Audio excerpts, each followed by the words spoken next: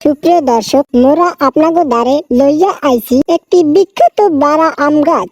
আজকে মুই আপনাদের শিখামু কেমনে একটি বারা আম গাছ দিয়া নতুন একটি বারা আম গাছ পয়দা করা যায়। প্রথমে একটি প্রাপ্তবয়স্ক গাছের একটি চেতা ঠাল বাচ্চা লইতে হইবে।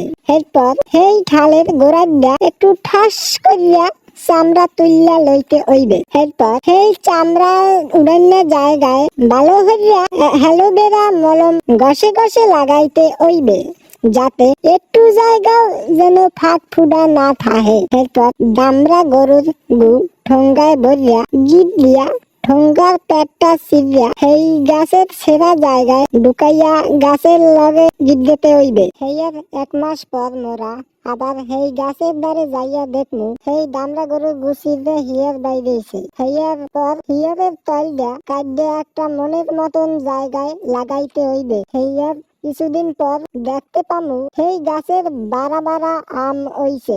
গাছটা দেখতে মারাত্মক লাগে।